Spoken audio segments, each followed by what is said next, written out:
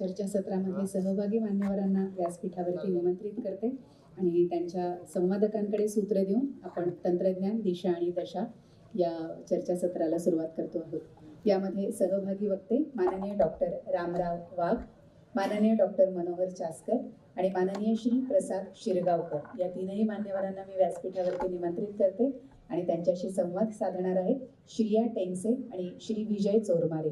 Doctor Ramrao वाघ, doctor Manohar Chaskar आणि माननीय श्री प्रसाद शिरगावकर या तीनही मान्यवरांचं या कार्यक्रमाच्या सत्रामध्ये मनापासून स्वागत। या तिघांविषयी त्यांच्याशी संवाद जेव्हा साधला जाईल, श्रिया मॅडम आणि विजय चोरमारे सर त्यांच्याशी बोलतील, त्यांचा परिचय सुद्धा ही दोन मान्यवर मंडळी करून देतील। नमस्कार मंडळी। तंत्रज्ञान दिशा आणि दशा, कृत्रिम बुद्धिमत्ता आणि सायबर सुरक्षा या विषयावर बोलण्यासाठी आज आपण सगळेजण इथे जमलेलो आहोत। मंडळी, खरं तर हा जो काही विषय आहे, आपण आजपर्यंत वेगवेगळ्या चर्चासत्रांमधून, परिसंवादांमधून यावरची चर्चा ऐकलेली असेल किंवा आजकालच्या मुलाखती आपण यूट्यूबवर ऐकतो, जे पॉडकास्ट्स ऐकतो, त्यामध्ये तर हा अगदी हॉट टॉपिक आहे। त्यामुळे यावरची भरपूर चर्चा आपण या अगोदर ऐकलेली आहे। पण AI किंवा तंत्रज्ञान हे मुळात माध्यमच असं आहे की दररोज प्रत्येक क्षणी याच्यामध्ये काहीतरी नवीन घडतच असतं। आत्ता घडलेलं पुढच्या क्षणी असत नाही आणि पुढच्या क्षणी जे घडेल ते उद्या असेलच याची शाश्वती आपल्याला देता येत नाही। त्यामुळे तंत्रज्ञान किंवा AI हा विषय असा आहे की काल जरी तुम्ही त्याच्याबद्दल काही ऐकलेलं असतं तरी आज तुम्ही तेच ऐकाल असं नाही। आज तुम्हाला नवीन काहीतरी ऐकायला मिळणार आहे आणि उद्या त्याच्याही पेक्षा वेगळं काहीतरी ऐकायला मिळणार आहे। त्यामुळे या परिसंवादातूनही तुम्हाला असंच वेगवेगळं छान छान आणि अत्यंत माहितीपूर्ण असं काहीतरी आपल्याला ऐकायला मिळणार आहे। कारण मुळातच आज जे तीन अतिशय तज्ज्ञ आणि अभ्यासू अशी व्यक्तिमत्व वक्ते आज आपल्याला लाभलेले आहेत, त्यांची अगदी थोडक्यात ओळख करून देते। सर्वप्रथम गोवा विद्यापीठातील संगणक शास्त्राचे प्राध्यापक डॉक्टर रामराव वाघ सर आपल्यामध्ये आहेत। टाळ्यांच्या गजरात आपण त्यांचं स्वागत करूया। गोवा बिझनेस स्कूलचे ते व्हाईस डीन होते आणि त्यासोबतच कला अकादमीच्या नाट्यशास्त्र विभागाचे प्राचार्य म्हणून सुद्धा त्यांनी काही काळ काम पाहिलेलं आहे। गेली 35 वर्ष शिक्षणाच्या क्षेत्रामध्ये ते कार्यरत आहेत आणि वेगवेगळ्या आपण राजकीय म्हणू किंवा सामाजिक क्षेत्रामध्येही त्यांचा बऱ्यापैकी वावर असतो आणि तंत्रज्ञान या विषयावर अतिशय अधिकारवाणीनं बोलणारे असे ते वक्ते आहेत। पुन्हा एकदा टाळ्या जोरदार त्यांच्यासाठी।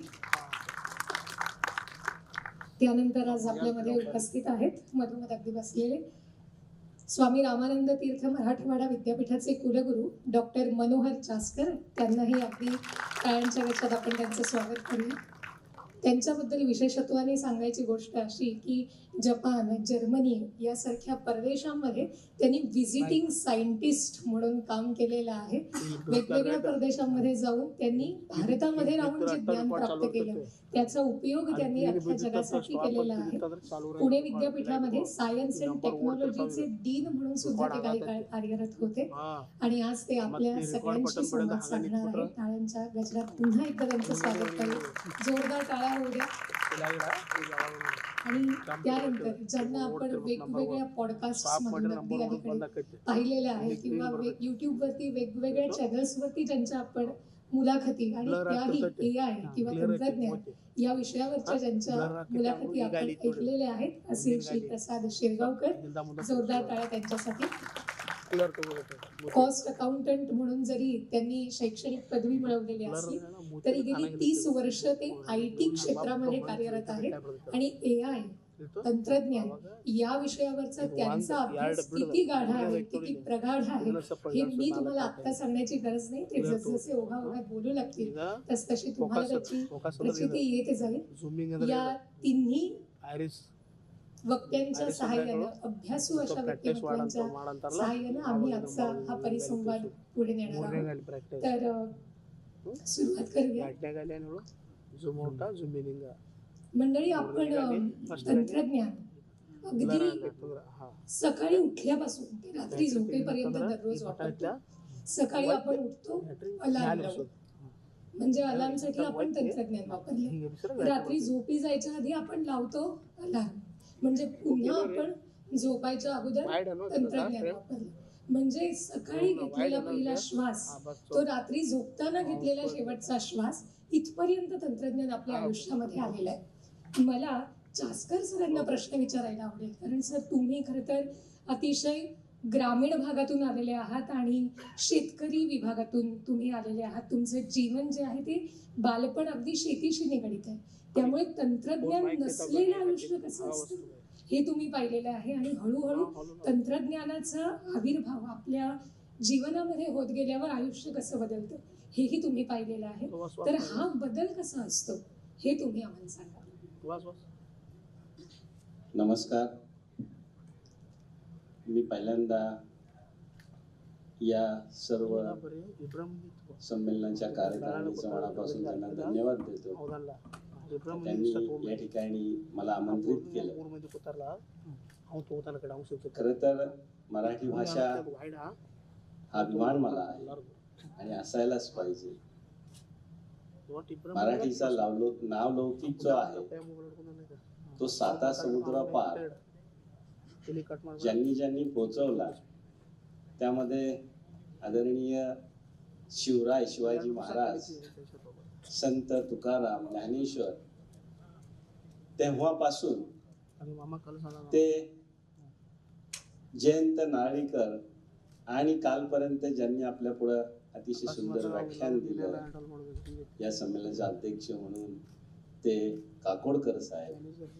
खऱ्या अर्थाने ह्यांनी सगळ्यांनी मिळून, शास्त्रज्ञांनी, साहित्यिकांनी या मराठीचा नावलौकिक लौकिक केला साता समुद्रापार. आणि हे करत असताना तंत्रज्ञान कसं कसं बदलत गेलं.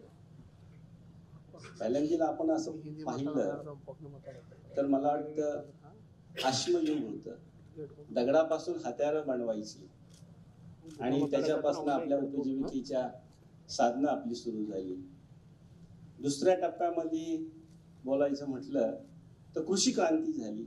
कृषी क्रांतीमध्ये थोडी स्थिरता आली, समाज व्यवस्था निर्माण झाली. पण त्याला काळ गेला.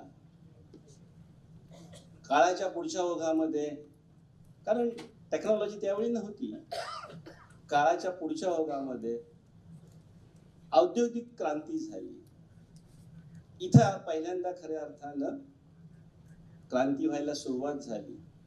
वेगवेगळी यंत्रसामुग्रीच्या माध्यमातून सुरुवात झाली उत्पादनाला. इंडस्ट्री थोडी थोडी आली. दळणवळणाची साहित्य निर्माण झाली. आमचा प्रवास पायी नाही झाला, माझ्या मागच्या पिढीचा प्रवास पायी झाला. परंतु यंत्रसामुग्री औद्योगिक मध्ये सुरू झाल्यावरती एसटी आली, वाहनं आली, थोडी सुविधा निर्माण झाली आणि मग त्याच्यामुळं थोडी अर्थव्यवस्था बदलली. दुसऱ्या टप्प्यामध्ये औद्योगिक क्रांतीमुळे हा बदल झाला. मग औद्योगिक क्रांतीमध्ये 20व्या शतकामध्ये परत आपण आलो. 20व्या शतकामध्ये आल्यावरती 20व्या शतकामध्ये कॉम्प्युटर आला, डिजिटलायझेशन थोडंसं सुरू झालं, इंटरनेट आलं 20व्या शतकामध्ये. एका क्लिक वरती बटन दाबलं तर जग जवळ यायला लागलं. ज्यावेळी मी पहिल्यांदा जपानला गेलो त्यावेळी मला 10 किलोमीटर जाऊन मेल करायला लागायची, मग ती एसटीने जायचं. माझ्या मिसेसला माझ्या बरोबर, बायकोला जर माझ्या बरोबर बोलायचं असेल तर त्यावेळी ते चॅटिंग फक्त होतं, मग मेसेज टाकायचा, मग ती 10 किलोमीटर जाणार आणि एका तासासाठी परत येणार. फार वेळ फार टेक्नॉलॉजी कशी बदलली. 21व्या शतक सुरू झालं. 21व्या शतकामध्ये 2009 ते 10च्या किंवा 11च्या दरम्यान फार मोठा बदल झाला. हे 4.0 इंडस्ट्री आहे. आणि 4.0 इंडस्ट्री मध्ये काय आलं, हे पहिल्यांदा एआय आलं. एआय बरोबर बिग डाटा आला. बिग डाटा बरोबर ॲग्मेंटेड रियालिटी आली, व्हर्च्युअल रियालिटी आली. हे सुरू झालं त्याच्यामध्ये. मग हे सुरू झाल्यावरती जॉब कसे बदलायला लागले, काय बदल व्हायला लागला. बँकेतले क्लार्क जायला लागले, एटीएम सुरू व्हायला लागलं, टायपिस्ट जायला लागले, डीटीपी आलं. कॅडकॅम आलं, ITआयतले ड्राफ्टमनचे कोर्सेस बंद पडायला लागले. हा चेंजेस सुरू झाले. आपल्याला नकळत हे चेंजेस सुरू झाले आणि ज्यावेळी चेंजेस सुरू होतात त्यावेळेला आपल्याला कळून जात नाही. चेंजेस होऊन गेल्यावरती आपल्याला कळतं. हे आपल्याला खरं आधी कळायला पाहिजे. हे चेंजेस बदल होत गेले 21व्या शतकामध्ये. 1917 मध्ये एक थोडस कुणीतरी एक आर्टिकल आलं, तिथं मला वाटतं पहिला बॉम्ब पडला. एआयचं खरं ऍप्लिकेशन सुरू झालं. ChatGPT आलं 5.0 मध्ये आणि हे युग बदलायला लागलं. हे युग असं बदलायला लागलं. मग कॅडकॅम गेल्यामुळं काय झालं, पहिलं आपलं कसं व्हायचं, मांजर या टोकापासून या टोकापर्यंत जर आपल्याला दाखवायचं असलं पळत, किंवा कुत्रा या टोकापासून या टोकापर्यंत पळत दाखवायचा असला, तर हजारो चित्रकार हजारोच्या वेळी चित्र काढायचे. एक स्टेपचं, एक पाऊल पुढे टाकला एक चित्र, 2 पाऊल पुढे टाकलं दुसरं चित्र, हजारो चित्र तयार व्हायची. पण हे कॅडकॅम ह्या गोष्टी आल्या, एक मधलं सॉफ्टवेअर आलं इन बिटवीन, मांजर पळायला लागलं इथून तिथे एका सेकंदामध्ये. टेक्नॉलॉजी आली, बदल झाला. म्हणजे आपल्या डोळ्याच्या बुबुळावरती एक प्रतिमा जर आपली तहात असेल आणि पुढची प्रतिमा परत जर येत असेल, तर ती कंटिन्युअसली आपल्याला दिसती पळताना. मग हे बदल हे सगळ्या टेक्नॉलॉजीने आणले. आणि म्हणून मला सांगावं असं वाटतं, कृषी क्षेत्रानंतर सेवा क्षेत्रामध्ये सगळ्यात जास्त बदल झाला. सेवा क्षेत्रामध्ये बदल झाला तो टेक्नॉलॉजीमुळे झालेला आहे. इतकं भयानक प्रमाणे तो बदल सेवा क्षेत्रामधनं पुढे जाणार आहे, तुमच्या लक्षात येणार नाहीये. आपण AI वरती चर्चा करणार आहोत, आता पुढे सायबर वरती चर्चा करणार आहोत. AI मुळे काय होणार आहे, फक्त मी क्वेश्चन मार्क सांगतो. सगळी ऑफिसेस ही म्युझियम मध्ये कन्वर्ट होण्याची शक्यता नाकारता येत नाही. सगळी वाचनालय ही का ऑफिस मध्ये का जावं, प्रश्न. हे टेक्नॉलॉजी आणणार आहे. आणि पहिल्या टेक्नॉलॉजी ह्या 10-10 वर्षांनी बदलायच्या. आता टेक्नॉलॉजी 2 महिन्यात बदलणार आहे. आणि पुढे जाऊन मॅडमने आता सांगितलं का, सकाळी उठल्यापासून तर संध्याकाळपर्यंत आज आपल्या पुढे प्रश्न आहेत, त्याचं उत्तर आपण शोधायचे चांगल्या रीतीनं. तंत्रज्ञान करण्यासाठी माणूस आहे का माणसासाठी तंत्रज्ञान आहे, ह्याची आपण जर चांगल्या रीतीनं जर विवेचन केलं, चर्चा केली, AIचे फायदे तोटे पाहिले, तर मला वाटतं खऱ्या अर्थानं ही जी काही तरुण पिढी आहे ह्यांना आपल्याला काहीतरी देता येईल. आणि सगळ्यात महत्वाचं का, भविष्यामध्ये कुठल्या प्रकारच्या नोकरीच्या संधी येणार आहेत सेवा क्षेत्रामधल्या, त्याचाही आपल्याला आता या चर्चेमध्ये विचार करायला लागणार आहे. नोकऱ्या जाणार नाहीत. नोकऱ्यांचे जे काही आहेत त्याचं जे काही बदलणार आहे, म्हणजे एक माणूस भविष्यामध्ये पुढच्या याच्यामध्ये सर्व्हिस करत असताना 6 वेळा वेगळ्या नोकऱ्या चेंज करायची शक्यता नाकारता येत नाही ह्या टेक्नॉलॉजीमुळे. म्हणून आपल्याला अद्यावत राहिलं पाहिजे. आणि AI म्हणजे काय, तर मी थोडी सुरुवात करतो आणि मग पुढे जाईल त्याच्यामध्ये. आतापर्यंत त्याच्या आधी एक तुम्हाला मी, इथं मुलं खूप आहेत, तरुण मुलं, त्यांच्या तुम्हालाच मी प्रश्न विचारतो. म्हणजे एक सुरुवात बेसिक चर्चा पुढे जावी. आपल्याकडं विज्ञान तंत्रज्ञान असा शब्द वापरला जातो आणि गल्लती त्याची खूप केली जाते की तंत्रज्ञानालाच वैज्ञानिक समजलं जातं. तर बेसिक इथं मुलं खूप आहेत. विज्ञान आणि तंत्रज्ञान यात नेमका फरक काय झाला तुम्हीच सांगू शकाल, म्हणून मी तुम्हाला जोडून प्रश्न विचारतो. विज्ञान आणि तंत्रज्ञान यात नेमका फरक काय आणि ही एकमेकांना पूरक कसे आहे?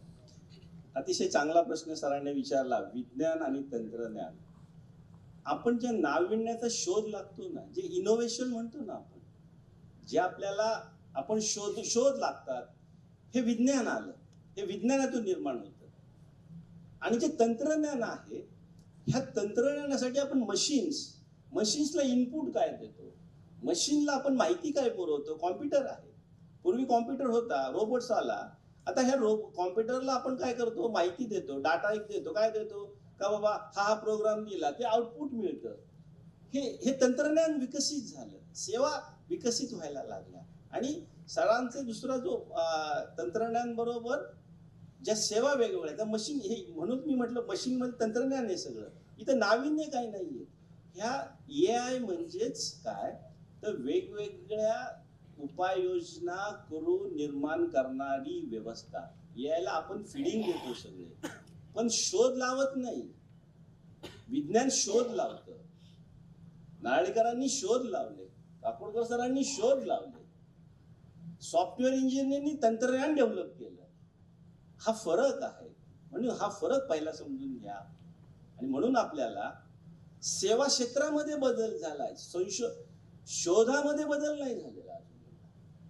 बदल जो झालाय तो सेवा क्षेत्रामध्ये बदल आणि इतका झपाट्याने होतोय का तुम्ही कल्पनाच करू शकत नाहीये. धन्यवाद.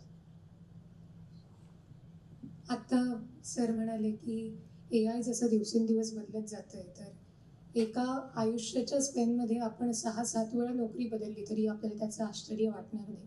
ह्या अशा गोष्टी ऐकल्या की एकदम भीती वाटू लागते ना AIची, की AI काय काय बदल करत चाललंय आणि क्षणाक्षणाला जगामध्ये बदल घडतायत हे ऐकूनच आपल्याला धडकी भरते की काय आहे हे AI.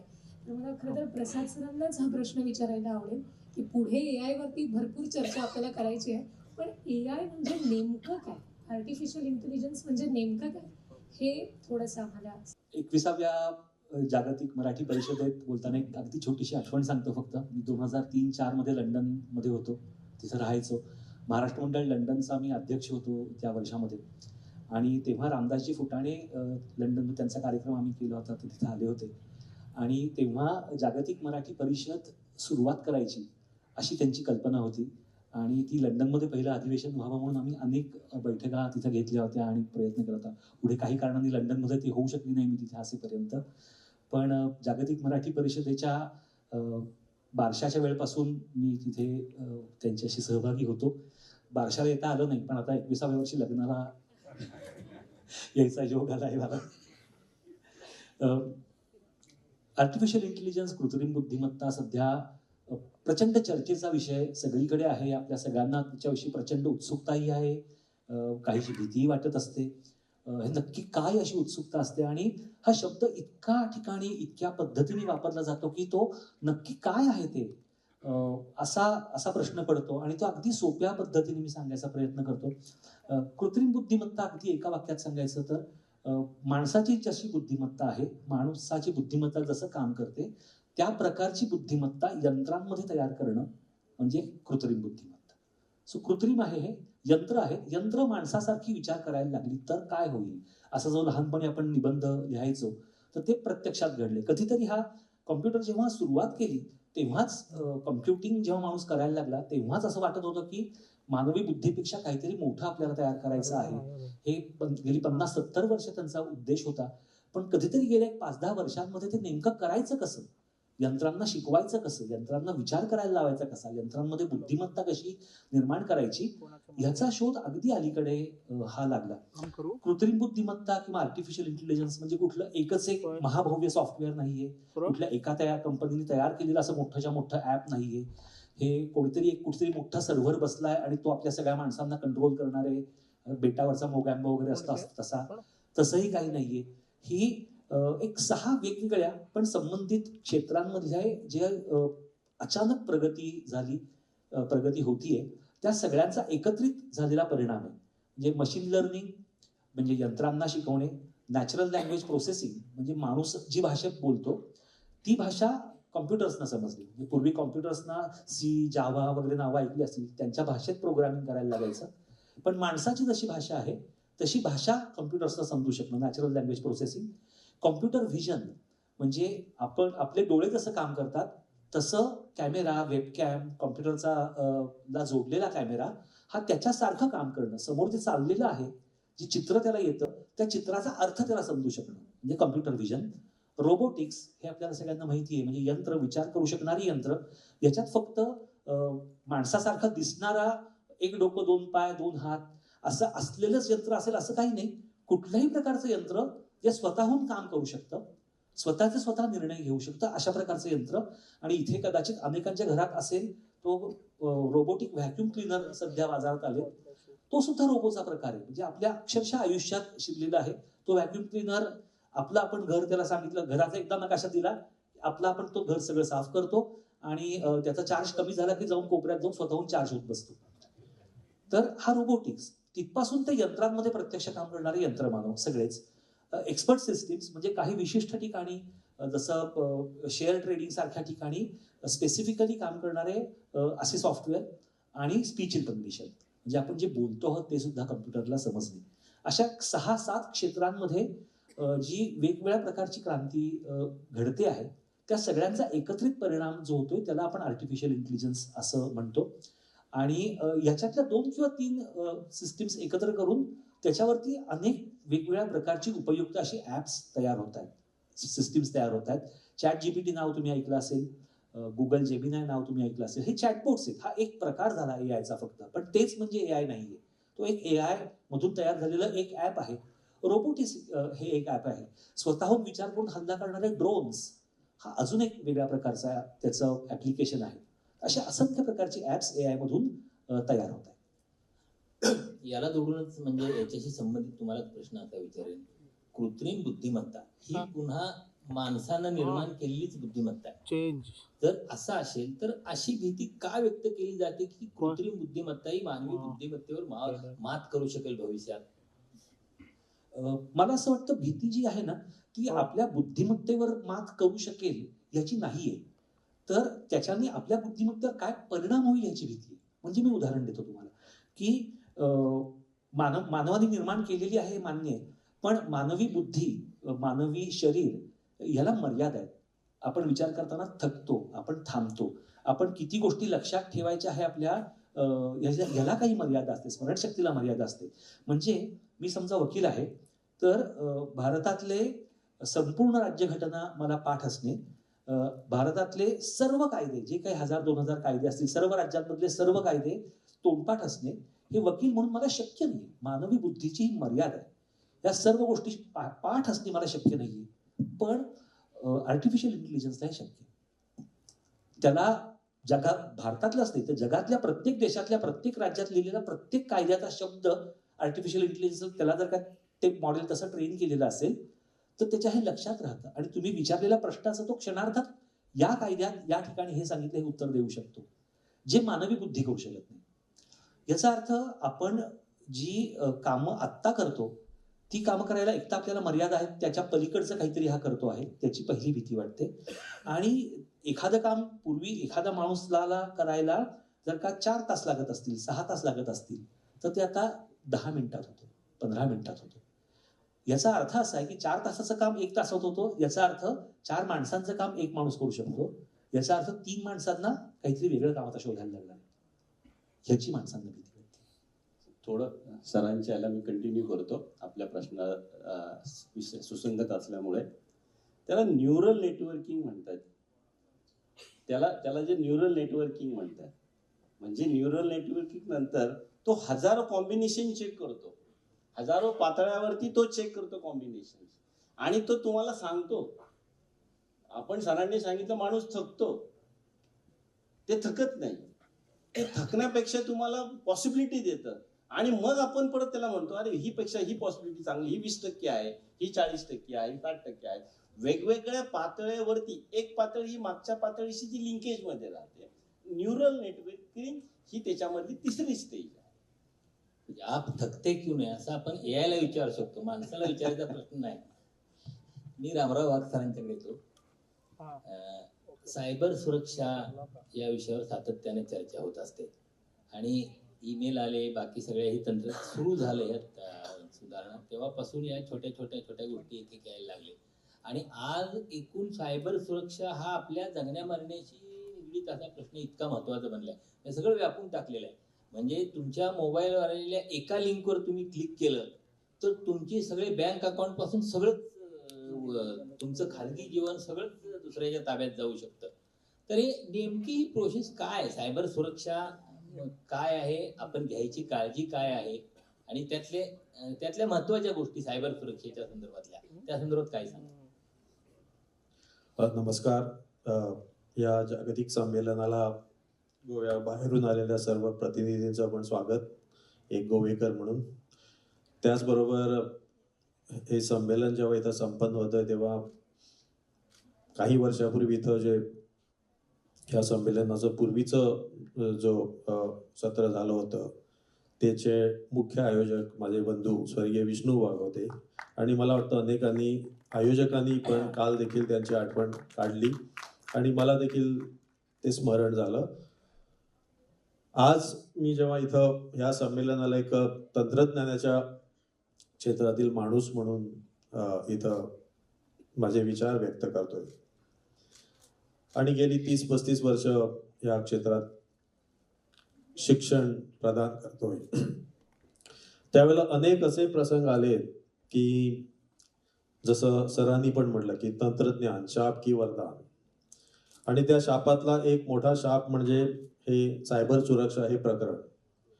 आमच्या कुठल्याही म्हणजे मी अनेक देश विदेशात परिषदा सेमिनार्स अटेंड केलेत, कॉन्फरन्स अटेंड केलेत, अनेक वेळा कुठले तरी प्रॉडक्ट्स लोक त्याचे डेमॉन्स्ट्रेशन करतात, नवीन टेक्नॉलॉजी दाखवतात आणि ते सगळं ऐकताना जरी कोणी श्रोता, आता कदाचित इथं पण श्रोतू वर्गात कोणीतरी झोपले असणार, ते भाषण ऐकत नाहीत वक्त्यांचं.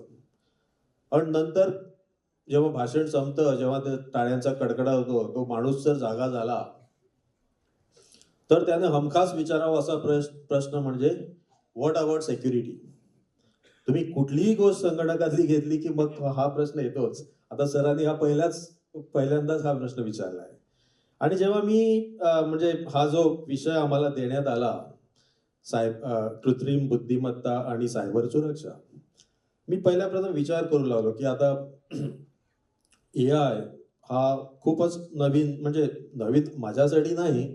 आम्ही 1987 साली जेव्हा मी संगणक शास्त्राचं पदव्युत्तर शिक्षण घेण्यासाठी गोवा विद्यापीठात रुजू झालो, त्याच्या दुसऱ्याच वर्षाला आम्हाला AI हा सब्जेक्ट होता.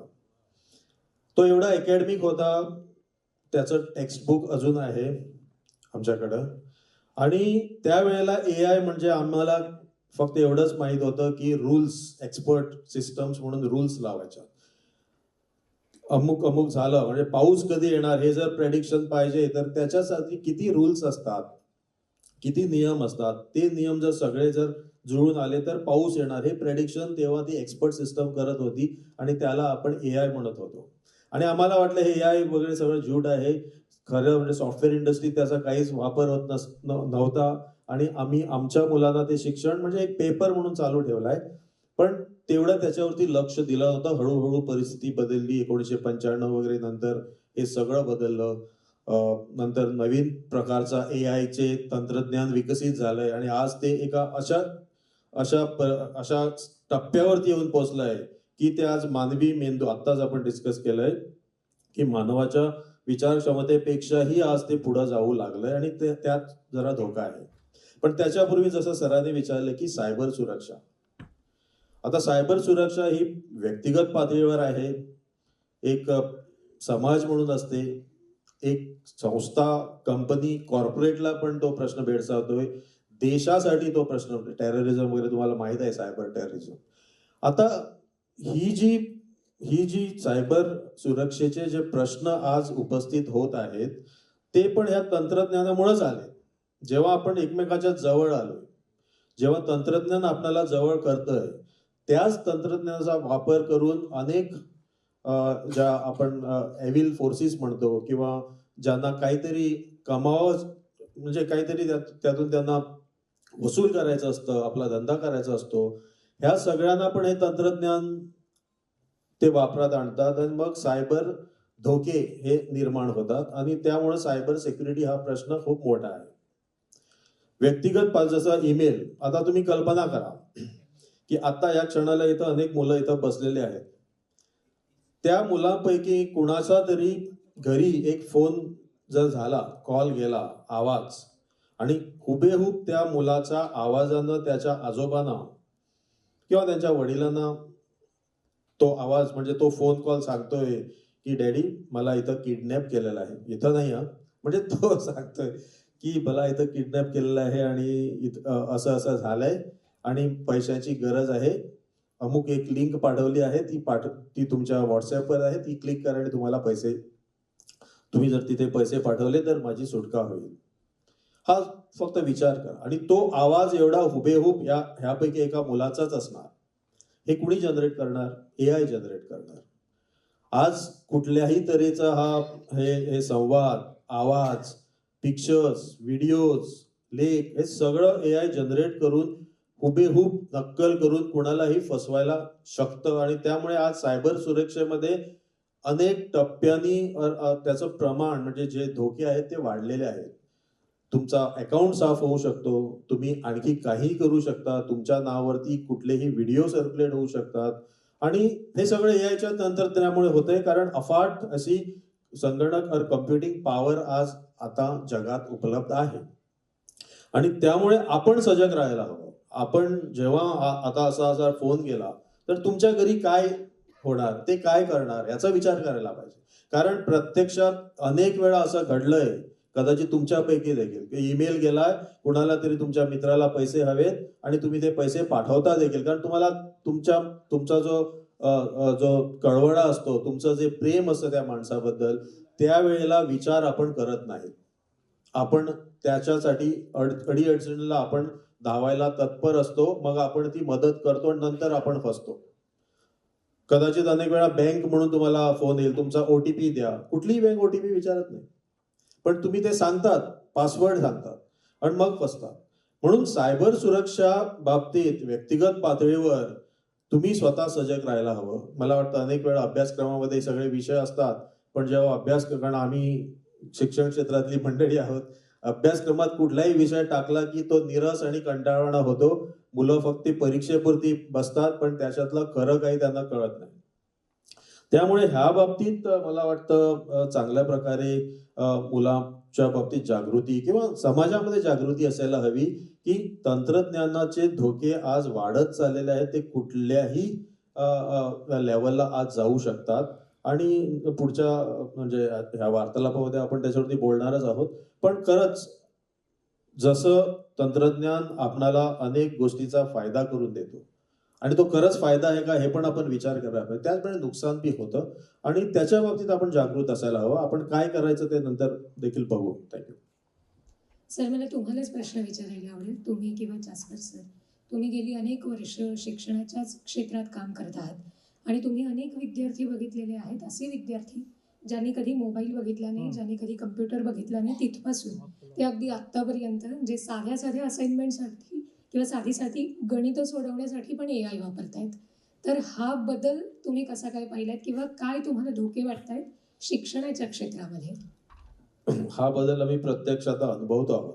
कारण आज मुलंच नाही, माझे सहकारी, टीचर्स, कुणीही एक साधा ईमेल सुद्धा 3 लाईनचा ईमेल सुद्धा पाठवायचा झाला तर स्वतः काही कंपोज करत नाहीत. ते ChatGPT जाणार, काहीतरी विचारणार, मग तो पेस्ट करणार, काहीतरी करणार. It's very easy to find out हा ईमेल कुठून आलाय.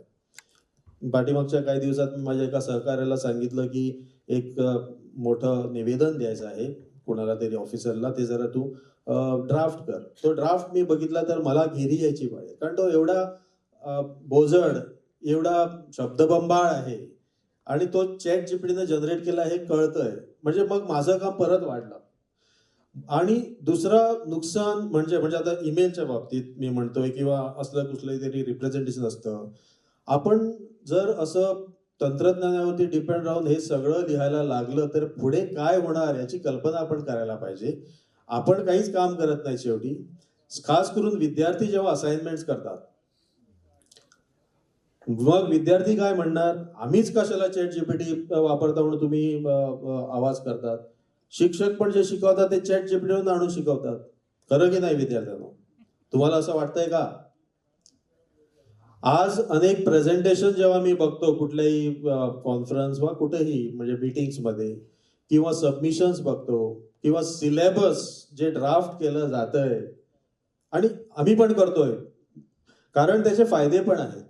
संपूर्ण सिलेबस किंवा प्रोग्राम स्ट्रक्चर, त्याची ध्येय, उद्दिष्ट, त्याच्यात किती तास तो टॉपिक घ्यायला पाहिजे, त्या टॉपिकमध्ये त्या तासामध्ये काय काय शिकवायला पाहिजे, हे मी चॅट जीपीटी मध्ये जाऊन विचारून ते जनरेट करू शकतो, पण ते आपण तसंच्या तसं स्वीकारावं की नाही हा प्रश्न आहे. आपलं वेळ वाया जाऊ नये म्हणून आपण हे सगळं करायला पाहिजे, कारण ते तंत्रज्ञान आज उपलब्ध आहे. पण ते आता समजा मी डायरेक्ट सांग की मला सॉफ्टवेअर इंजिनिअरिंग मधले सिलेबस दे, असं जर चॅट एवढंच सांगितलं तर तो मला स्टॅनफर्ड किंवा MITच्या लेवलवरती जाऊन एक सिलेबस देणार. पण ते आपण गोव्याला लावू शकतो का? गोवा विद्यापीठातल्या किंवा इथल्या भारतीय वातावरणात वाढलेल्या मुलांना लावू शकतो नाही. त्याला कंटेक्स्ट द्यायला पाहिजे, त्याच्याशी बोलायला पाहिजे. जसं आपण संवाद करतो, जसं आपण आपल्या सहकार्याशी किंवा विद्यार्थ्याशी संवाद करून त्याचं काम परत परत तपासून त्यात फेरफार करून रिव्ह्यूज करून मग ते फायनल करतो, तसं जर केलं तर त्याचा फायदा आहे. आणि हे पण अग्री व्हायला पाहिजे की मुलांनी की आता जे आपण जे दिलंय ते चॅट जीपीटी जनरेट करून दिलंय हे सरांना सांगायला पाहिजे, सरांनी ते एक्सेप्ट करायला पाहिजे. म्हणजे आम्ही जेव्हा असाइनमेंट देतो तेव्हा आता आम्हाला माहित आहे की मुलं, मी जर कोडिंग असाइनमेंट दिली प्रोग्राम, तो जर त्यांनी कुठून तरी चॅट जीपीटीवरती जनरेट केला किंवा अनेक को पायलट असे प्रोग्राम्स आहेत त्याच्यावरती केला तर आम्हाला पण कळतंय ते. पण त्याच्यासाठी आम्ही जेव्हा आता असाइनमेंट देतोय, म्हणजे मी हे सगळे प्रयोग आम्ही केलेले आहेत. आता मी मुद्दाम सांगतोय मुलांना असाइनमेंट देताना की तुम्ही हे वापरा आणि हा प्रोग्राम जनरेट करा. नंतर ते सॉफ्टवेअर तुम्ही डेव्हलप केल्यानंतर त्याच्यासाठी टेस्ट केस लिहा, त्याच्यासाठी पण तंत्रज्ञान वापरा, पण ते आम्हाला सांगा कुठलं वापरलंय ते. नंतर ते एक्झिक्यूट करून त्याचा रिपोर्ट करा, त्याच्यावरती चेकलिस्ट करा, त्याची क्वालिटी अशुरन्स रिपोर्ट आम्हाला द्या. आणि हे सगळं करताना तुम्ही हे तंत्रज्ञान वापरा, कारण आज इंडस्ट्रीमध्ये ते पण वापरलं जात आहे. ते जर त्यांना माहित नाही तर त्यांना जॉब मिळू शकत नाही. म्हणून आम्ही पण, म्हणजे विद्यार्थी जर हे सगळं करतात तर शैक्षणिक जे वातावरण आपण जे तयार केलंय त्याच्यात पण ते आज अडॉप्ट करायला पाहिजे आणि हळूहळू ती सुरुवात होते असं मला वाटतंय.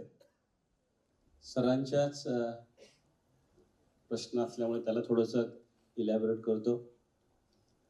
विद्यार्थी मित्रांनो, सरांनी जे सांगितलं आपल्याला जे आन्सर पटकन मिळतं किंवा माहिती मिळते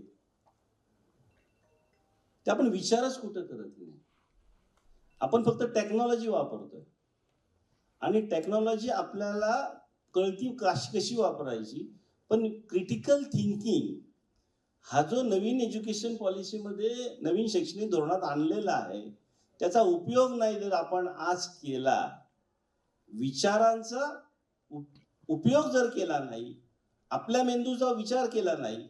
तंत्रज्ञान आहे, तंत्रज्ञानाला फक्त डाटा द्यायचा आहे, मगाशी सरांचा प्रश्न झाला. पण आपण ह्याच्यातनं काय मिळणार आहे आपल्याला पुढे जाऊन, पुढच्या 5 वर्षाने कुठल्या प्रकारच्या नोकरीच्या संधी उपलब्ध असणार आहेत याचा आपण पहिला विचार करावा. आपण जेव्हा बेसिक एज्युकेशन घेणार आहात, आज अशी परिस्थिती सरांनी सांगितल्यानुसार आमचा प्रबंध सुद्धा डॉक्टरेटचा चॅट जीपीटी कडनं विचारला जातो आणि तो लिहिला गेला. पेपर जे आमचे संशोधन पेपर असतात तेही निम्मे तयार होतात. फार मोठा धोका निर्माण झाला.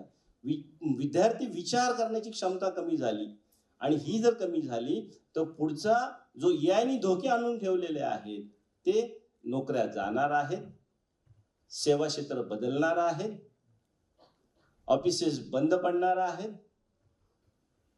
मगाशी मी म्हटलं ऑफिसेस संग्रहालयामध्ये बंद, म्युझियम मध्ये कन्वर्ट होणार आहेत, वाचनालय सुद्धा बदलणार आहेत. आज पहा निम्मी पिढी डिजिटल वाचायला लागलेली आहे. पण एवढं माहिती देईल त्याच्यामध्ये डिजिटलाइज मध्ये का तुम्हाला पुस्तकाचा सुद्धा स्मेल देईल, तो पान कसं उठलावं याचंही फिलिंग देईल AI. हे भविष्यामध्ये येऊ शकतं आणि म्हणून ते पान कसं उलटावं, तो स्मेल कसा आणावा, ह्याच्यासाठी आपल्याला काय करता येईल, ह्याच्यासाठी आपलं क्रिटिकल थिंकिंग कसं येईल, तर खऱ्या अर्थानं आपल्याला नोकरी भविष्यामध्ये मिळणार आहेत हे जर केलं तर. प्रसाद शिरगावकरांना प्रश्न आहे मला एक. म्हणजे आपण कुठंही गेलो तरी you are under CCTV surveillance. ठीक आहे, CCTV सर्वेलन्स खाली असणं यात काही गैर नाही. पण तुमच्या हातातला मोबाईल, तुम्ही ज्यावेळी मेल करता, गुगल तो मेल वाचत असतो, सगळे विषय सगळं वाचत, तुम्ही काय खाजगी आहे किंवा हे सगळं गुगल तो मेल वाचत असतो. म्हणजे अलीकडे असा अनुभव येतो, मीही घेतला, अनेकांनी घेतला असेल, फोन बंद आहे, 2 मित्र आम्ही बोलतोय आणि चर्चा चालली आहे, बाबा गोव्याला जायचं आहे, गोव्यात कुठं राहायचं आहे, तर मी मोबाईल ओपन केल्यावर मला माझ्या मोबाईलवर गोव्यातल्या हॉटेलचे हे येतात, फीडमध्ये गोव्याचे हॉटेलचे आहे, म्हणजे मोबाईल फक्त खिशात आहे. तर या सगळ्यांना आपण या तंत्रज्ञानामुळे आपल्या आयुष्याचं माणूस म्हणून असण्याचं सगळं खाजगी पण गमावलंय का?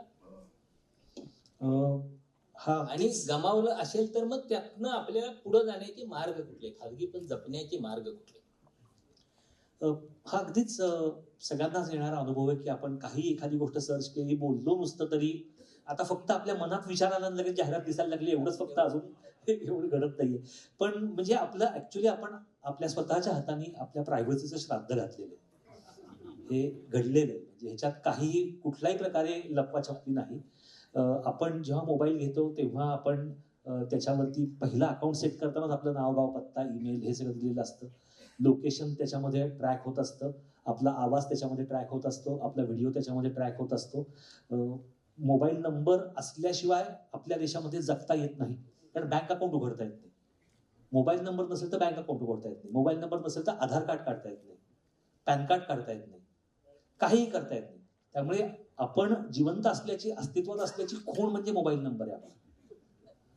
हे घडलेलं आहे.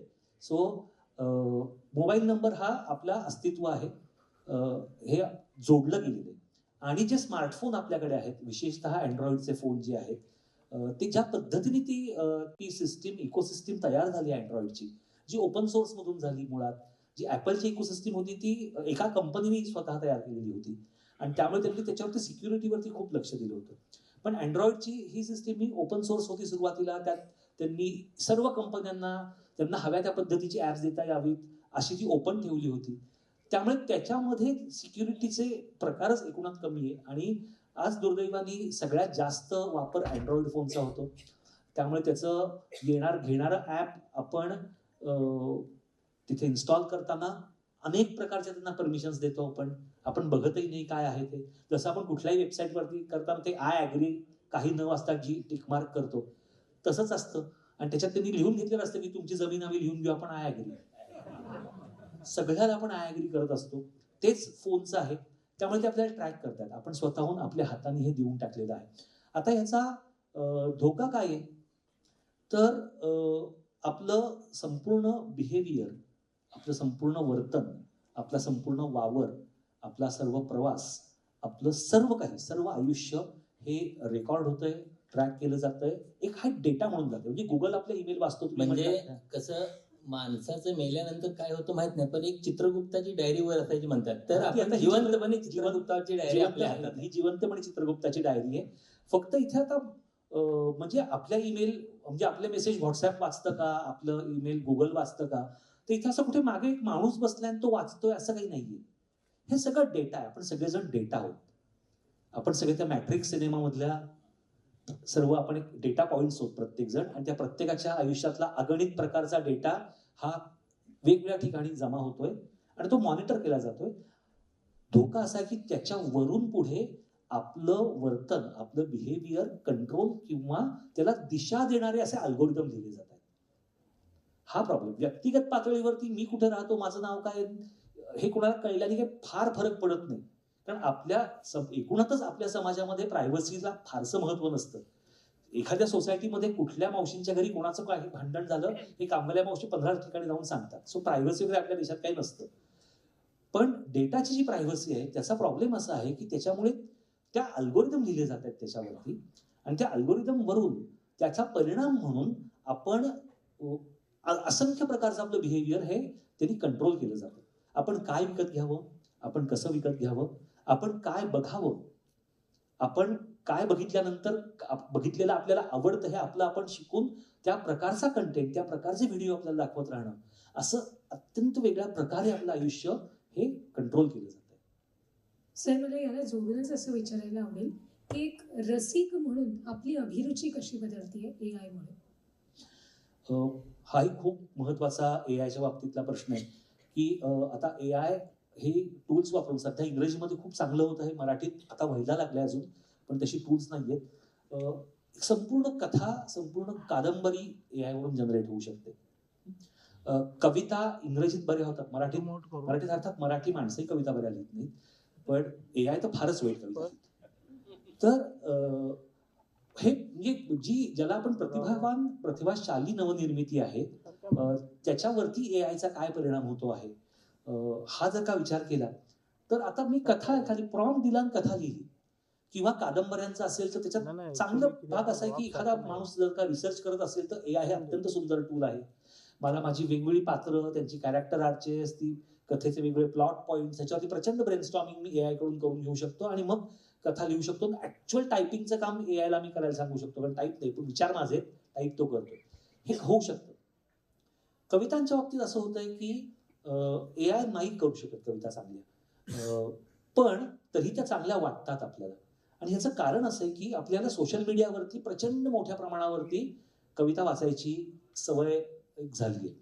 म्हणजे पूर्वी आपल्याला एखादी कविता जर का वाचायची असेल, आपण बाबा बोरकर असतील, कुसुमाग्रज असतील, सुरेश भट असतील, पाडगावकर असतील, कुठली तरी कविता कुठेतरी ऐकायचो, मग आपण जाऊन पुस्तक आणायचो लायब्ररीतून, मग ते पुस्तक वाचायचो पूर्ण, आपण भारावून जायचो, मग आपण कवितांच्या कार्यक्रमांना जायचो आणि बहुसंख्य वेळा कविता, आपण दर्जेदार कविता, मोठ्या कवींच्या कविता ऐकायचो. मग आपण कॉलेजमधल्या मित्रांच्या कविता ऐकायचो, आपण कट्ट्यावरच्या कविता ऐकायचो, संमेलनातल्या कविता ऐकायचो, पण अशा काही निवडक लोकांच्या कविता आपण ऐकायचो. आता काय झालंय, सोशल मीडियामुळे, फेसबुक, ट्विटर, इंस्टाग्राममुळे हजारो लोक लिहायला लागले आणि ही चांगली गोष्ट आहे, खूप चांगली गोष्ट आहे की ह्याला मी अभिव्यक्तीचं लोकशाहीकरण म्हणतो, की अभिव्यक्ती ही प्रत्येकाच्या हातात आली. ज्याला वाटतं मी कविता लिहू शकतो असा कोणी कविता लिहू शकतो, असा कोणी कविता प्रकाशित करू शकतो तिथे.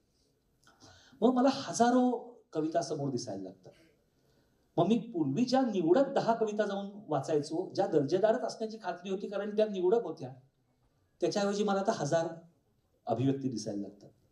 आणि मग जसजसं अभिव्यक्तीचं लोकशाहीकरण होत जातं तसतसं अभिव्यक्तीचं सपाटीकरणही व्हायला लागतं. मग मला चांगलं काय, दर्जेदार काय आणि सर्वसामान्य काय, सरसकट काय, याच्यातला फरक कळेल असा होतो. आणि हा सगळ्यात मोठा धोका या सोशल मीडिया आणि AI कशावरून शिकतंय, AI तुम्ही जे सगळं लिहिताय सोशल मीडिया कविता म्हणून त्याच्यावरूनच शिकतंय. मग ते फक्त कुसुमाग्रज आणि सुरेश भटांच्या कविताला फिट नाहीयेत, त्याला फेसबुकवरच्या 1000 निनावी कवींच्या सर्वसामान्य कविता सुद्धा वरूनही तो मराठी कविता कशी असते शिकतोय. आणि त्यामुळे तो जे जनरेट करेल तो ह्याच्यातूनच काहीतरी जनरेट करेल. हा धोका आहे त्याचा. हॅलो, या विषयावरती थोडं बोलायचं होतं. आता आपण कथा, कविता जनरेट केल्या असं म्हणतो आणि त्यामुळे AI मध्ये जो जनरेटिव्ह AI, जेन AI ज्याला आपण म्हणतोय, तो प्रकार आज एवढा वाढलाय की आता बहुतेक सगळं जे आपण AI जे काही म्हणतोय ते खरं म्हणजे जेन AI, जनरेटिव्ह AIचाच प्रकार आहे.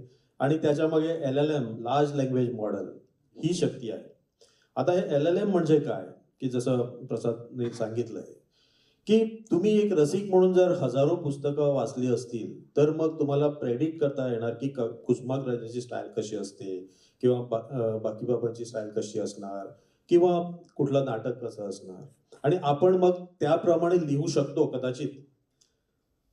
तेच काम संगणकाने केलंय, ह्या LLMने केलंय. त्यांनी अफाट पुस्तकं, म्हणजे आपण जसं पुस्तकी किडा म्हणतो त्याप्रमाणे त्यांनी अफाट असे डॉक्युमेंट्स वाचलेले असतात. मग ते साहित्य असो किंवा रिपोर्ट्स असोत किंवा वेबसाईट्स असोत, हे सगळं जे त्यांनी वाचलेलं असतं त्याच्यातलं एकमेकांमधलं नातं, अंतर त्यांना माहीत असतं, त्याचं पृथक्करण केलेलं असतं. आणि त्यामुळे जेव्हा आपण एखादी ईमेल त्याला जनरेट करायला लावतो किंवा आपण कविता करायला लावतो किंवा आज एखादं दृश्य निर्माण करायला लावतो, चलचित्र निर्माण करायला लावतो, हे सगळं त्याच्यातून शक्य होतं कारण नाव इट इज प्रेडिक्टिंग की पुढं काय होणार.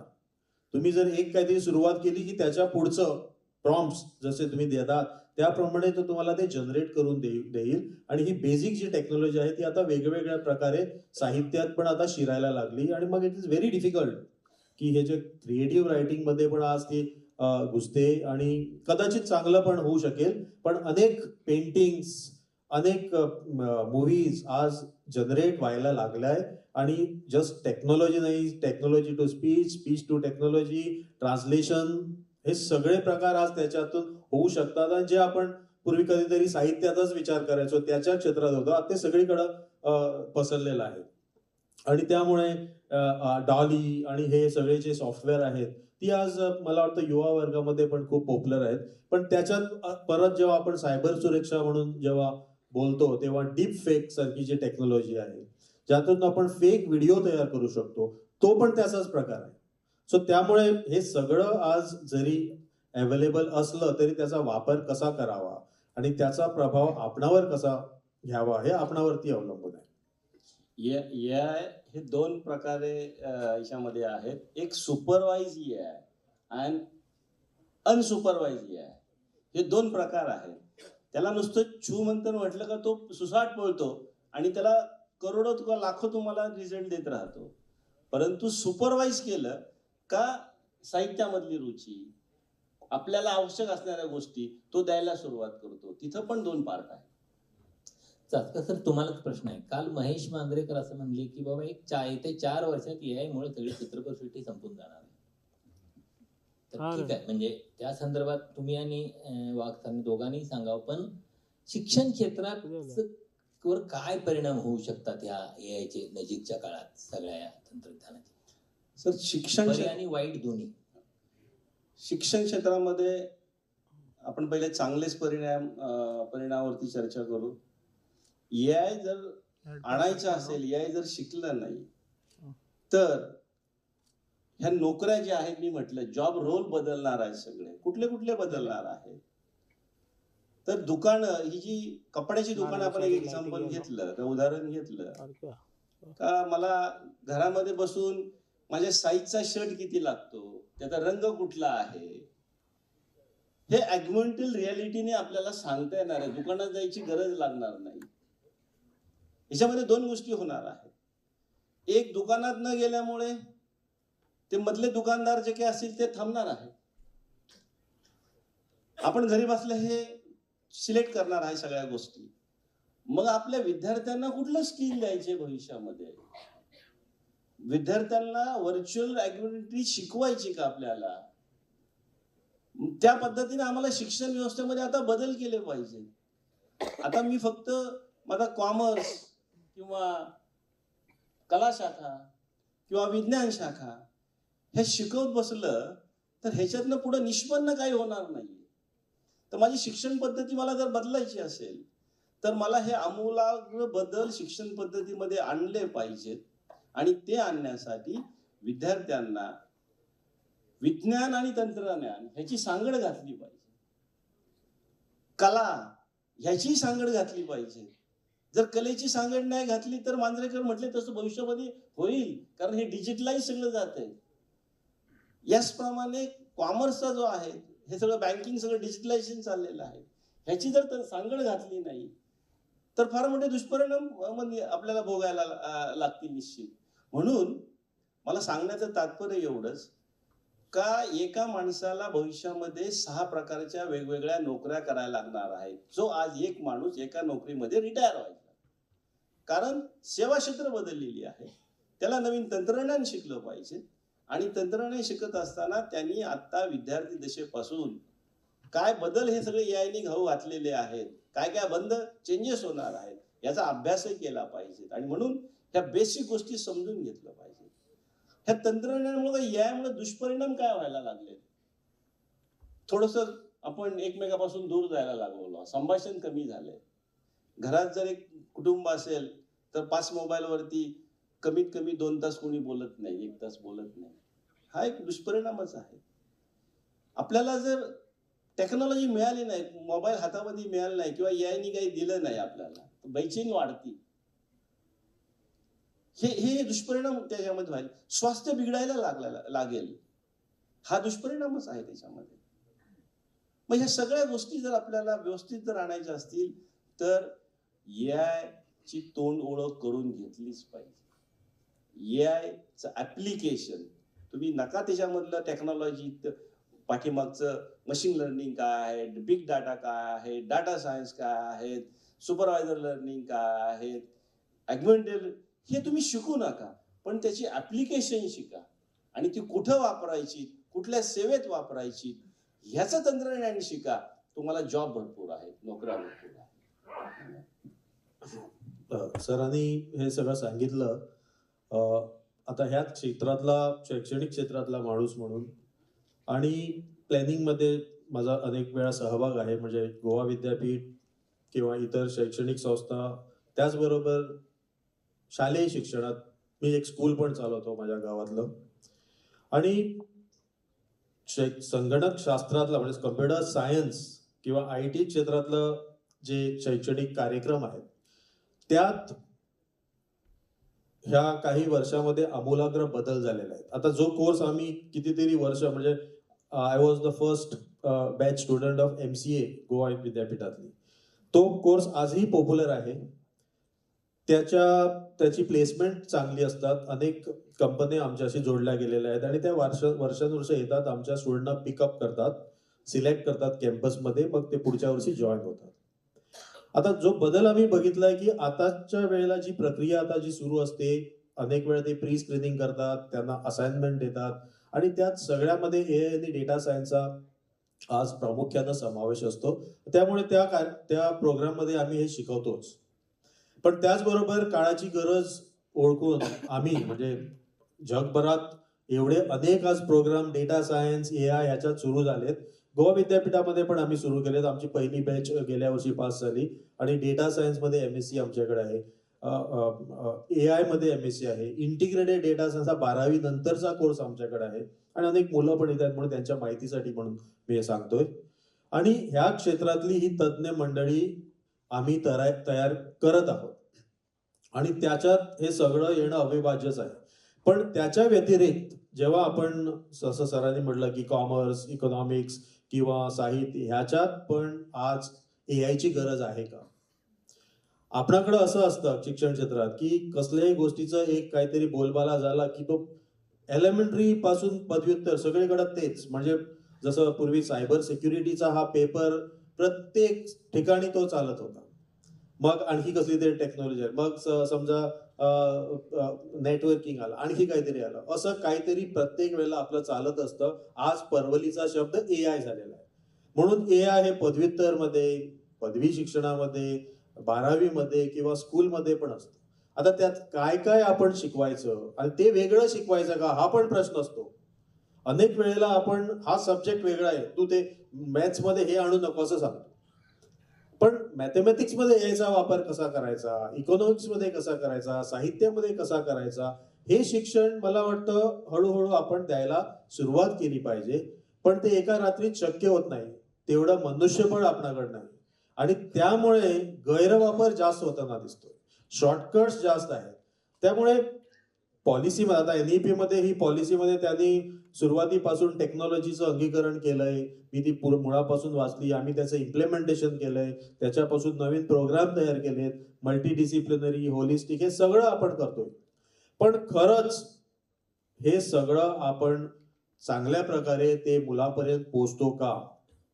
आणि मुलांना आपण आपल्या शिक्षकांची गरज आहे का? जसं सरांनी म्हटलं की अनेक कार्यालय, संग्रहालय होणार, शैक्षणिक संस्थाचं काय होणार?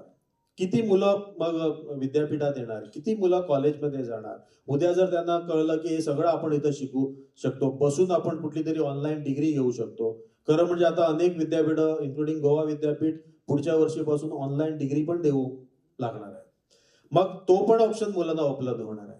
म्हणजे तंत्रज्ञानामुळे, फक्त AI मुळे, तंत्रज्ञानामुळे सगळं शक्य आहे. पण ते सगळं आपण करावं का? कारण एक सामूहिक मानव समाज हा समूहामध्ये जगणारा प्राणी आहे. आपण समूहामध्ये अनेक शिकतो. सोशल लर्निंग हा आज चांगल्या प्रकारे शिकण्याचा एक मार्ग आहे. जर आपण एकमेकापासून तुटले जाऊन जर स्वतः काहीतरी करतोय, पण समाजात आपण वावरणार का? म्हणजे तशा प्रकारचा समाज आणि समूह पण असणार का हा पण प्रश्न आहे. जर प्रत्येक जण घरात बसून काम करणार तर तो एक्झॅक्ट काम काय करणार, कामाचं स्वरूप काय होणार? आज ज्या काही स्किल सेट्स, आज या क्षणाला काही स्किल सेट्स जे आहेत, मागणी आहे, ते आणखी 5 वर्षांनी त्यांना मागणी नसणार, हे क्लिअर आहे. Including teaching. जर तुम्ही बदलला नाही, म्हणजे प्रत्येक क्षेत्रामध्ये तुम्ही जर या तंत्रज्ञानाचा जर वापर करून घेतला नाही तर तुम्ही रिडंडंट ठरणार, हे क्लिअर आहे. त्यामुळे शिक्षक पण असणार आहेत, विद्यापीठ पण असणार आहेत, पण त्यांची स्वरूप बदलणार. ते स्वरूप बदलण्याची प्रक्रिया आता सुरू झालेली आहे. ते काही एका रात्रीत बदलणार नाहीत, पण त्याच्यासाठी चांगलं ध्येय पाहिजे, धोरणं पाहिजेत, पॉलिसी पाहिजेत, त्याच्यासाठी ऍक्शन प्लॅन पाहिजे. तो करायची जबाबदारी आपली असते. आता मी बोर्ड ऑफ स्टडीजचा चेअरमन आहे कम्प्युटर सायन्सचा. आता आमचं कर्तव्य आहे की आम्ही जेव्हा आता नवीन समजा ह्याच्यात काहीतरी आणायचं आहे तर आपण काय करायला पाहिजे याचा विचार मंथन व्हायला पाहिजे. ते इंडस्ट्रीमधून यायला पाहिजे, ते आमच्या एक्स स्टुडंटमधून यायला पाहिजे, ते समाजामधून यायला पाहिजे, सरकारकडून पॉलिसी डिसिजन यायला पाहिजे आणि नंतरच काहीतरी चांगलं होणार. आणि त्यामुळे शिक्षणाच्या बाबतीत पॉलिसी अडॉप्शन हे व्हायलाच पाहिजे. अनेक गोष्टी झालेल्या आहेत, पण त्याच्याच बरोबर इन्फ्रास्ट्रक्चर अपग्रेडेशन पाहिजे. फक्त आपण म्हटलं शिक्षकांनी हे वापरलं पाहिजे, मुलांनी ते वापरलं पाहिजे, मोबाईल वापरला पाहिजे. कोविडच्या काळात आपण बघितलंय स्मार्टफोन वापरा म्हणून सांगितलं मुलं, पण कितीकडे आपल्याकडे इंटरनेट आहे, कितीकडे ही टेक्नॉलॉजी पोहोचली, किती शिक्षक हे शिकवू शकतात ऑनलाईन, ह्याचा काहीतरी आपण पहिल्यांदा पूर्वतयारी ती करू शकत नव्हते, पण तीच व्हायला पाहिजे आणि त्याच्यासाठी आपण तयार व्हायला पाहिजे. दोन्ही सरांनी खरं शिक्षण क्षेत्रामधले तज्ज्ञ माणसं, त्यांनी शिक्षण क्षेत्रात काय बदल होऊ शकेल ते सांगितलं. मी जनरली आपल्या सगळ्यांच्या आयुष्यावरती एआयनी काय परिणाम होऊ शकेल, सकारात्मक परिणाम आपण भरपूर बोललो. प्रॉडक्टिव्हिटी आपली वाढते, आपण खूप नवीन प्रकारची कामं करू शकतो, आपण खूप एफिशियंटली कामं करू शकतो. असे असंख्य उपयोग आहेत, फायदे आहेत जे आपण सगळे करून घेतो आहोत, म्हणूनच आपण वापरतो. एक दोन फक्त उदाहरणं तुम्हाला देतो की फक्त मोबाईल आल्यामुळे काय झाले आपल्या सगळ्यांना लक्षात आलं असेल. मोबाईल यायच्या आधी जेव्हा लँडलाईन असायच्या तेव्हा आपल्या प्रत्येकाच्या खिशामध्ये एक टेलिफोनची डायरी असायची आणि ज्याच्यामध्ये आपण फोनचे नंबर लिहिलेले असायचे. आणि त्या काळातले इथं कोणी असतील तर त्यांना आठवत किमान 25 ते 50 फोन नंबर आपल्या लक्षात असायचे. आता आपल्या एकही फोन नंबर लक्षात नसतो. अनेक जणांना स्वतःचा फोन नंबरही बघून सांगायला लागतो माझा फोन नंबर काय येते, कारण आता फोन नंबर लक्षात ठेवायची गरज नाही राहिलेली. आणि ज्या गोष्टीची गरज नाहीये त्याच्यामध्ये मेंदू एनर्जी इन्व्हेस्ट करत नाही. तो आपल्या स्मरणशक्तीचा 50 ते 70 फोन नंबर लक्षात ठेवण्याची फॅकल्टी ही नाहीशी झाली आहे माणसाची. माझ्या आधीच्या पिढीमध्ये किंवा त्याच्या आधीच्या आजोबांच्या पिढीमध्ये दीडकी, अडीचकी, आउटकी वगैरे शाळेत शिकवायचे. म्हणजे 2.5 पट, 1.5 पट आणि 2.25 का 2.25 पट. कारण तेव्हा गरज होती, तेव्हा कॅल्क्युलेशन करण्याकरता त्या प्रकारचे पाढे लागायचे. आम्ही पाढे शिकलो, आपली मुलंही अजूनही शाळेत पाढे शिकतात.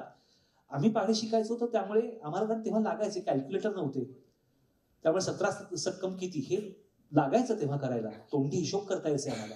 अजूनही आपल्या पिढीतल्या लोकांना 10 ते 15, 2, 3 आकडी संख्या तोंडी हिशोब आपण करू शकतो. आपली पुढची पिढी नाही करू शकत, कारण आता कॅल्क्युलेटर आलाय, आता एक्सेल आलेलं आहे. मला कॉम्प्लिकेटेड गणित डोक्याने सोडवायची गरज राहिलेली नाही. आणि ज्या गोष्टीची गरज नाही ती गोष्ट मेंदू त्याच्यात एनर्जी इन्व्हेस्ट करणं परत बंद करतो. सरांनी सुरुवातीलाच पहिल्याच त्यांच्या ओपनिंगमध्ये सांगितलं की त्यांनी शेतकी क्रांतीपासून ते IT क्रांतीपर्यंतचा आढावा संपूर्ण मांडला, कसा तंत्रज्ञान बदलत गेलं. त्यातल्या 2 बदल जे अगदी अलीकडचे म्हणजे गेल्या 50 वर्षांमध्ये झाले, त्यातला जेव्हा आपण इंडस्ट्रियल रिव्होल्युशन पासून इन्फॉर्मेशन टेक्नॉलॉजी रिव्होल्युशनला आलो तेव्हा प्रचंड मोठ्या प्रमाणावरती बैठी कामं आपण करायला लागलो. आपण पूर्वी जे आपण उभं राहून कारखान्यात काम करायचो किंवा शेतात उभं राहून काम करायचो, जे 8 ते 10 ते 12 तास आपण कष्टाचं उभं राहून काम करायचो, त्या ठिकाणी आता आपण बहुसंख्य लोक हे खुर्चीत बसून काम करायला लागले. आपलं शरीर अशा प्रकारच्या कामाकरता इव्हॉल्वच झालेलं नाहीये. त्यामुळे काय झालं तर जगभरातल्या कोट्यवधी लोकांना ब्लड प्रेशर आणि डायबिटीसचे आजार सुरू झाले. कारण 10 तास एका ठिकाणी बसून राहणं आणि प्रचंड मोठ्या प्रमाणावरती अन्न उपलब्ध असणं हे मानवी उत्क्रांतीत कधीच घडलेलं नव्हतं. त्यामुळे आपलं शरीर त्यासाठी बनलेलंच नाहीये. त्यामुळे हे झाल्यामुळे प्रचंड मोठ्या प्रमाणात अन्न असणं आणि एका ठिकाणी बसणं हे कशामुळे झालं, कारण आपण शारीरिक कामं यंत्रांना आउटसोर्स केली म्हणून हे शारीरिक आजार, शारीरिक व्याधी आपल्याला सुरू झाल्या. आता आपण आपली बौद्धिक कामं यंत्रांना आउटसोर्स करत आहोत. त्याचे नेमके काय आणि कसे परिणाम होतील हे आपल्याला आत्ता माहिती नाहीये. एक निश्चित आहे, जी गोष्ट करायला लागत नाही ती गोष्ट मेंदू करत नाही, त्याच्यात तो वेळ वाया घालवत नाही. मग त्याच्या दुष्परिणामांमध्ये अनेक होतात. आपण अत्यंत सेन्सलेसली तासनतास काही अर्थ नसलेले रील्स बघत बसतो, कारण मेंदूला करायला दुसरं काही कामच नाही. तो कसा एंगेज ठेवणार स्वतःला? त्यामुळे ह्याच्यावरचा उपाय आहे तितकाच सोपा आहे. आपल्या मेंदूला एंगेज राहील, आपला मेंदू सतत एंगेज राहील अशा प्रकारची कामं, बौद्धिक कामं ही स्वतःहून करायला लागणं, कोडी सोडवण्यापासून ते नवीन काहीतरी लिहिण्यापर्यंत असंख्य प्रकारची बौद्धिक कामं, नवीन काही कौशल्य शिकण्यापासून, आणि कौशल्य शिकण्याकरता, कोडी सोडवण्याकरता एआयचाच वापर घ्या, सोडवण्याकरता नाही, कोडी निर्माण करण्याकरता. पण सतत आपली बुद्धी एंगेज राहणं, आपली बुद्धीला सतत चालना देत राहणं हे अत्यंत महत्वाचं राहणार आहे येणाऱ्या काळामध्ये. तुम्हाला तुम्ही आता जे बोललात त्याला अनुषंगानं आपण आता मुलाखतीच्या समारोपाकडे चाललोय. शेवटचा प्रश्न तुम्हाला आणि चासकर सरांनी तुम्ही याचं उत्तर द्यावं असं मला वाटतं. म्हणजे आता तुम्ही जे बोललात ते आहे ना, की पूर्वी आपल्या काळी, माझ्या काळी शाळेतल्या वर्गात हुशार सगळ्यात मुलगा कोण, ज्याला 29चा पाढा येतो, पाठ आहे, तो सगळ्यात हुशार मुलगा. आणि ज्याला कुठलाही 2चा 4चा येत नाही तो ढ मुलगा. किंवा नंतरच्या काळात कन्सेप्ट अशा बदलत गेल्या की आणखी हुशार कोण, बाबा जगातलं सर्वात उंच शिखर कुठलं, सगळ्यात मोठी नदी कुठली, अमक्या देशाची राजधानी कुठली, हे प्रश्न, हे ज्याला पाठ असेल ते सगळ्यात हुशार मुलं, म्हणजे जनरल नॉलेज त्याचं चांगलं आहे. तर आता हे सगळं ज्ञान अज्ञानाच्या पातळीवर गेले, म्हणजे तुमच्या पुढे एका बोटावर ह्या सगळी माहिती मिळते. तर अशा काळात, नव्या काळातली आव्हानं आहेत, त्या आव्हानांना सज्ज होण्यासाठी नेमकं काय करायला पाहिजे? खूपच इंटरेस्टिंग आणि महत्वाचा प्रश्न आहे. माझ्या परीने सांगायचा प्रयत्न करतो. कदाचित हे शेवटचं माझं बोलणं असेल या परिसंवादातलं. पूर्वी माहिती असणं, खूप माहिती असणं याला महत्व होतं. आता ती जी माहिती आहे ना ती उपलब्ध आहे, कोणालाही उपलब्ध आहे. एव्हरेस्ट किती उंच आहे हे जगातला कोणीही एका क्षणात शोधू शकतो. कुठल्या देशाची राजधानी काय आहे, कुठल्या देशाची करन्सी काय आहे, कुठल्या देशात कुठून कुठे कसं जायचं, कुठल्या देशाची भाषा काय आहे, हे कोणालाही येऊ शकतं, कोणीही समजू शकतं. ते पूर्ण सपाटीकरण झाले ज्ञानाचं, माहितीचं, सगळ्याचं. मग हुशार कोण, मग आपण काय करायचं? एक लक्षात घ्या, कुठलाही प्रश्न विचारला जगातला तरी त्याचं उत्तर एआय देऊ शकतं, पण प्रश्न कुठला विचारायचा हे एआय सांगू शकत नाही. त्यामुळे आपल्याला ह्याच्या पुढे मुलांना काय शिकवायचं आणि आपल्याला स्वतःलाही काय शिकायचंय, तर प्रश्न काय विचारायचा हे आपल्याला समजलं पाहिजे. सर जे मगाशी क्रिटिकल थिंकिंग बद्दल म्हणले, क्रिटिकल थिंकिंग एआय नाही, म्हणजे मला काय हवं आहे, मला कसली उत्सुकता आहे. आपल्याला उत्सुकता असते तेव्हा प्रश्न विचारतो ना आपण. मुळात जगण्याविषयी, जगाविषयी अत्यंत जेन्युइन क्युरिओसिटी, उत्सुकता, जाणून घ्यायची इच्छा हीच असली पाहिजे ना, ही मुलांमध्ये तयार केली पाहिजे. तुम्ही जाणून घ्या ना जग, तुम्ही समजून घ्या जग काय आहे, हे काय आहे, मी कोण आहे, हे जग काय आहे, हे कसं चालतं सगळं. ही उत्सुकता मुलांमध्ये कशी निर्माण करणार, ती करायला हवी. कारण त्या उत्सुकतेमधून प्रश्न येतात, प्रश्नांची उत्तर आता मिळणार आहेत तुम्हाला. उत्तर शोधणं हा एफर्ट राहिलेला नाहीये, प्रश्न मनात तयार होणं हा एफर्ट राहिलाय. आणि तो एफर्ट ह्याच्या पुढे सगळ्यांना करायला लागणार आहे. निर्मितीच्या बाबतीत म्हटलं तर कथा, कविता, जेव्हा मांजरेकर सर म्हणले की अख्खे सिनेमाच आता एआय करायला लागेल, हे मान्य आहे ना, हे होईल ना, जनरेशन सगळं होईल. पण बाकी बाब तसं म्हणतात की देखणे ते हात ज्यांना निर्मितीचे डोहळे, मंगलाने गंधलेले सुंदराचे सोहळे. बरोबर आहे. तर आपल्याला स्वतःला, एआयला स्वतःहून काही मंगल वगैरे निर्माण करायचं नाही जगात. ते यंत्र आहे, तो सांगकामी आहे. तो स्वतःहून मी काहीतरी खूप भारी सिनेमा करतोय बरं का असं काही करणार नाही कुठलंही सॉफ्टवेअर जगात. मी त्याच्या समोर बसलो आणि मी त्याला सांगितलं की मला बाकी बाबांवरती खूप सुंदर सिनेमा काढायचा आहे, ही त्यांच्या आयुष्याची कथा, आणि मला या पद्धतीने करायचं आहे, तर सर्व टूल्स तो मला देईल. पण मुळात त्याला स्वतःला अंतःप्रेरणा होणार नाही की त्यांनी उठून गोव्यावरती सिनेमा काढावा. ही अंतःप्रेरणा एआय मध्ये नाही, आणि ती तुमच्या माझ्या सगळ्यांमध्ये आहे. त्याला एक धडधडतं हृदय नाहीये जे तुमच्या माझ्या सगळ्यांमध्ये आहे. तर एआयला आपला सेवक म्हणून, आपला असिस्टंट म्हणून, आपला सहकारी म्हणून व्यवस्थित वापरा, अगदीच वापरता येणं शक्य आहे. पण त्याला प्रश्न विचारण्यासाठी ते प्रश्न आपल्या मनात निर्माण झाले पाहिजेत, आणि त्याच्याकडून काही करून घ्यायचं तर त्या निर्मितीची प्रेरणा आपल्या आत असली पाहिजे. आणि हे आपलं काम राहणार आहे येणाऱ्या काळामध्ये. सरांना कंटिन्यू करतो. एआय कडनं काही करून घेण्यासाठी प्रेरणा किंवा आत्मविश्वास विद्यार्थ्यांमध्ये निर्माण होण्यासाठी विद्यार्थ्यांनी 5 गोष्टी महत्त्वाच्या नेहमी आपल्या मनावरती बिंबवल्या पाहिजेत. मी ते वाचलेले कुठेतरी. 5 गोष्टी म्हणजे विद्यार्थ्यांनी, संस्कृतमध्ये शब्द आहे काकचेष्टा, कठोर असे परिश्रम विद्यार्थ्यांनी केले पाहिजे. बको ध्यान दुसरा शब्द आहे. इंटेन्सिव्ह फोकस ठेवला पाहिजे. छोट्या मोठ्या गोष्टीनं विचलित झालं नाही पाहिजे. जे AI मध्ये छोट्या छोट्या गोष्टी विचलित करतील, पण आपला इंटेन्सिव्ह फोकस काय AI साठी पॉझिटिव्ह इन्फॉर्मेशन कशी आणि तो सहकारी आपल्या सोबत कसा राहील AI हे आपण पाहिलं पाहिजे. तिसरा जो शब्द आहे संस्कृत मधला श्वान निद्रा. श्वान जसं शांतपणे झोपलेलं असतं, पण बाजूनी काही मुवमेंट झाली तर त्याचे डोळे असे उघडचा पटकन होतात. असं अलर्टनेस आला पाहिजे विद्यार्थ्यांमध्ये. म्हणजे तो एक अलर्टनेस महत्वाचा आहे. कारण जग इतकं फसवं सुरू झालेलं आहे बाजूबाजूने AI मुळे. अलर्टनेस आपल्यामध्ये आला पाहिजे. आपण अल्पहारी राहिलं पाहिजे.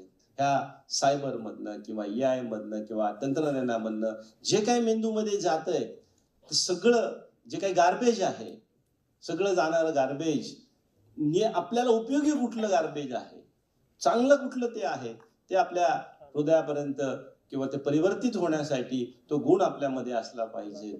आणि आपण कम्फर्ट झोन मधनं बाहेर यायला पाहिजे. 5 गुण विद्यार्थ्यांनी जर आपल्याशी निगडीत ठेवले आणि AI सरांनी सांगितल्यामुळे सहकारी म्हणून जर उपयोग केला तर निश्चितपणे पुढच्या 5 वर्षामधले जो काही बदल होणार आहे तो बदल तुमच्या आयुष्यामध्ये आपण ऍब्सॉर्ब करणार आहात किंवा चेंजेस घडून आणण्यास मदत होईल. गेल्या 2 दिवसात कालपासून आणि आज जे आपण साहित्यिकांचं जे आपण मोठे आपल्या जगामध्ये आपली मराठी मुलं मोठी झाली त्यांचं आपण इथं जे ऐकलं असेल, या सगळ्यांमध्ये हे गुण असल्यामुळेच ती मोठी गेलेली आहे आणि आता हे बदललेलं आहे. आणि म्हणून तुम्ही सगळ्यांनी ह्या 5 गोष्टी विद्यार्थ्यांनी लक्षात ठेवाव्यात. निश्चित त्याचा फायदा. धन्यवाद. धन्यवाद सर्वांचे. धन्यवाद या परिसंवादात चर्चासत्रात सहभागी झालेले तिन्ही वक्त्यांचं, माझ्या सहकार्यांचं आणि आपण सर्वांनी इथं शांतपणे ऐकून घेतलं. तुम्हा सगळ्यांना मनपूर्वक धन्यवाद. खरं तर हा विषय असा आहे, दिवसभर आपण प्रश्न विचारत बसलो आपल्या आतले तरी शंकांचं निरसन होणार नाही, काहीतरी उरेल, पण कुठंतरी थांबणं भाग असतं. आपण इथं थांबतोय. धन्यवाद. धन्यवाद. एक शेवटची कविता मिस करू नका. शेवटचं 1 मिनिट मी तुमचं घेईन. जी चर्चा यावरती झाली त्याच्यावरतीच आधारित आमचे कविमित्र इंद्रजित भोले यांची फार सुंदर कविता आहे. त्या कवितेने आपण या सगळ्या सत्राचा समारोप करतो आहोत आणि अर्थात या मान्यवरांचा सन्मान करणार आहोत. पण तत्पूर्वी इंद्रजित भोले यांची कविता. माझा लिहिण्याचा सराव मोडल्यापासून हरवली आहे माझी लिपी. बोटे सळसळतात फक्त मोबाईलच्या पडद्यावर. मला हात आहेत, बोटे आहेत, हातात धरता येतो पेन, हेही विसरलोय मी. अक्षरे आता शोधत फिरतात कागदावरचं कोरं रान. विचार आटल्यापासून माझं असंच झालंय बिनवासाचं कागदी फूल. आपण चित्र काढली, लेणी कोरली, पेरणी केली शिवारात. आता एआयच पुरवणार आहे भावनांचं अख्खं जंगल. माणूस आता जन्मला काय, मेला काय, वाढला काय आणि संपला काय, कुणाचंच कुणाला अप्रूप राहिलं नाही. आपण जिवंत आहोत हे तपासण्यासाठी फिरवावं मोरपीस आपल्याच गालावरून. शहारलं अंग तर समजावं शिल्लक आहेत अजून रंग. निजिवंत आहेत तुकोबाचे अभंग.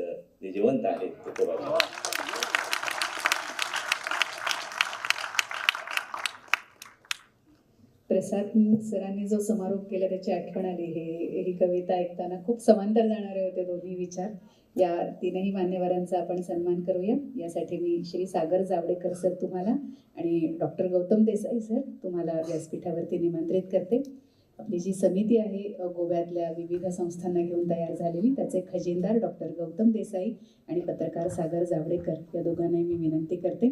डॉक्टर रामराव वाघ या सत्रामध्ये सहभागी आहेत. आपण सरांचा सन्मान या सत्रामध्ये करतो आहोत.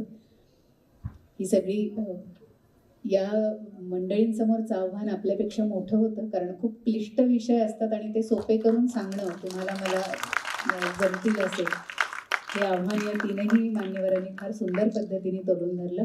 डॉक्टर मनोहर चास्कर, मी सरांना पुढे निमंत्रित करते आणि त्यांनी सन्मान स्वीकारावा अशी विनंती करते.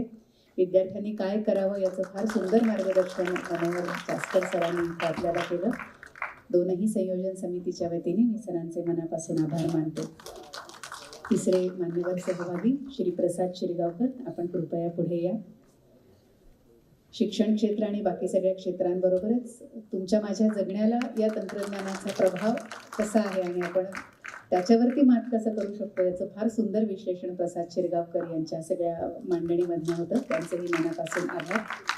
श्रिया टेंगसे मॅडम यामध्ये संवादक म्हणून सहभागी होत्या, आपण त्यांचाही सन्मान करतो आहोत. मी डॉक्टर गौतम देसाई सरांना विनंती करते.